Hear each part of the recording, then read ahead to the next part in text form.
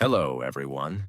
Today, let's explore one of the most important teachings in Buddhism, right view. Right view literally means seeing correctly. However, in Buddhism, correct does not refer to a truth imposed by someone else. Rather, it refers to awakening to the truth that the Buddha taught in response to fundamental questions like what is life? Why does suffering arise? How can we be free from suffering?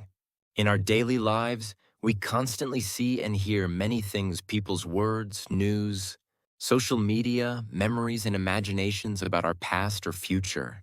Based on this flood of information, we start to judge. This is good, that is bad, this is right, that is wrong. These accumulated judgments shape the very way we live. That's why Buddhism begins with correcting how we see things.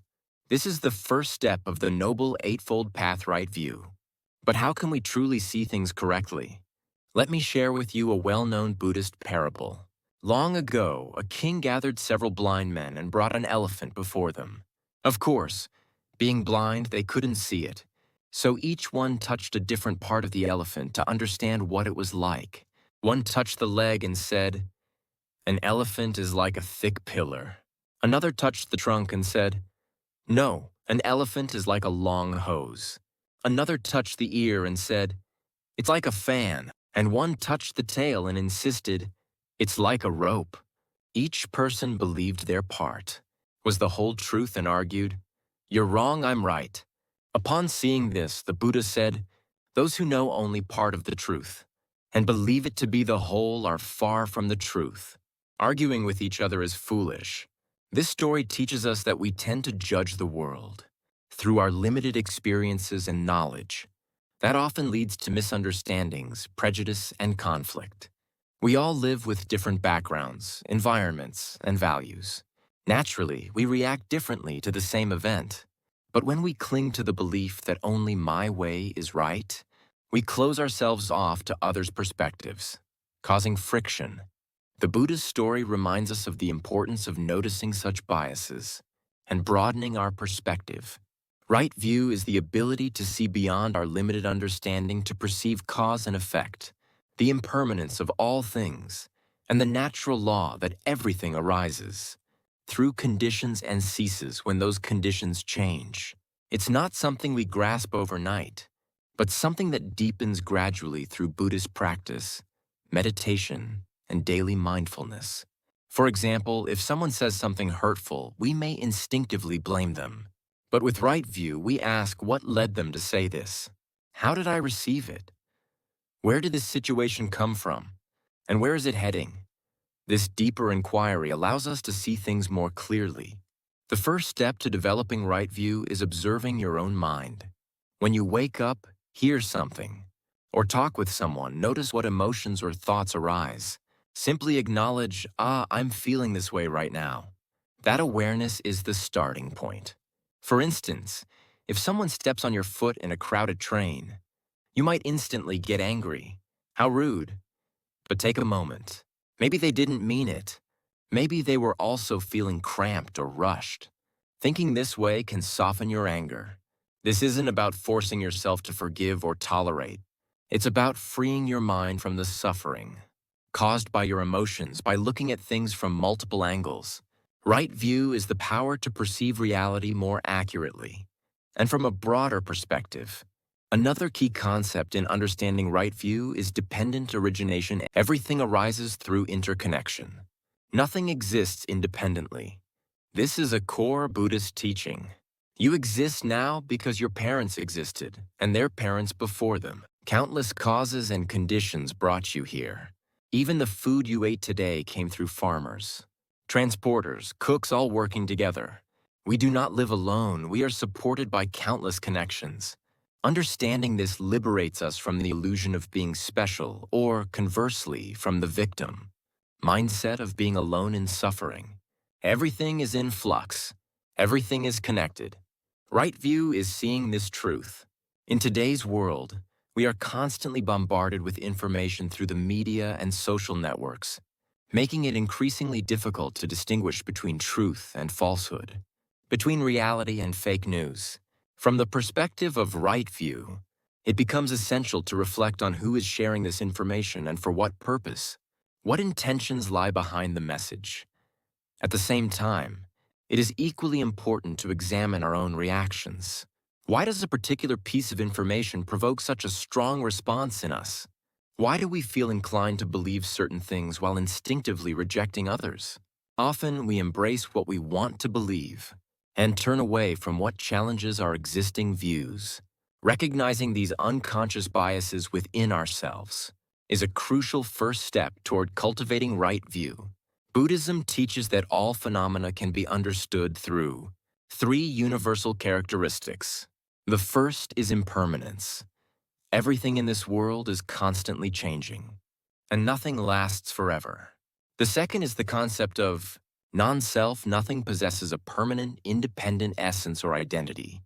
The third is suffering, which arises when we fail to recognize or accept these fundamental truths. Together, these insights form the foundation of a clearer, more compassionate understanding of reality. Right view is not just understanding these with your head, it's experiencing them in daily life. Seeing a flower bloom in the morning and wilt by evening teaches impermanence. Watching your emotions rise and fall teaches non-self. Realizing the futility of attachment reveals the cause of suffering. These insights, layered over time, deepen your right view.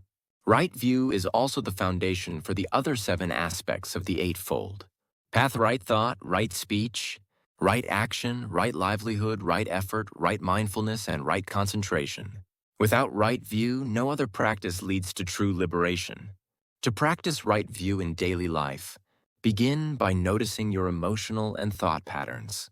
When you get angry, discouraged, jealous, or anxious, pause and ask, why am I feeling this way?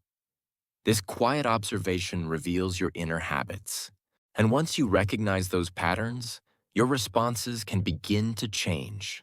This is the freedom right view brings. In Buddhism, right view isn't just intellectual knowledge. It's something we embody through lived experience. Reading sutras or listening to Dharma talks is valuable, but even more important is to practice and confirm the teachings through your own heart. Meditation is a powerful way to deepen right view. Sit quietly, focus on your breath, and observe the thoughts and emotions that arise. Don't judge them. Just acknowledge, this is what I'm thinking, or this feeling has come up. Over time, this helps you observe your mind more clearly in everyday life, making calm and wise decisions without being swept away by emotion. Right view also transforms your relationships. Instead of reacting emotionally to others' words or actions, you start to ask, why did this person say this? What situation are they in? That pause brings compassion, helps avoid unnecessary conflict, and fosters deeper understanding. The ultimate goal of Buddhism is liberation from suffering, enlightenment. And the path to that liberation begins with right view. Without it, true peace is impossible. But right view isn't something difficult. You don't need special talent or a specific environment. All it takes is a willingness to face your mind and see things as they are starting right now. Right view is also about facing the ignorance that lies behind anger and hatred. Often, our anger toward others comes from attachment. They aren't behaving the way I want. But people aren't our possessions. Each person lives with their own values and circumstances. Accepting this simple truth can solve many interpersonal problems. We also often place unreasonable expectations and demand on ourselves. I have to be more competent. I have to be more beautiful. I have to be more successful. These kinds of beliefs can become a source of deep suffering. When we cultivate right view, we begin to realize the futility of such beliefs and learn to accept ourselves just as we are. You who are watching this video may have faced various struggles and worries throughout your life. At times, you may have wondered, why did this happen? Or why does this only happen to me? But the act of not turning away from those questions and quietly looking back at them, that very attitude is the path toward right view. Instead of trying to avoid suffering, we come to know that even within suffering, there is something to learn. Instead of fearing failure, we come to understand that we can grow from it. Instead of trying to change others, we try changing the way we see things. These inner shifts are the blessings that right view brings us. Lastly, Buddhism encourages us not so much to believe as to verify. Even the teachings of the Buddha should not be swallowed blindly, but examined in the light of your own experiences and confirmed with your own heart. The same goes for right view. Please try applying what we talked about in this video to your own daily life and see for yourself whether it's true. Right view is not only a lens through which we see the world, it is also an eye that helps us reflect on ourselves. With that gaze, why not start gently re-examining the world around you from today onward? You may find beauty and blessings you had never noticed before.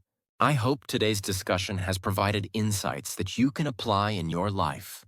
If this message resonated with you, please like this video, subscribe to the channel, and share your thoughts in the comments. Let's continue learning together. Wishing you a peaceful and fulfilling day. Thank you for watching. Until next time, may your heart be at peace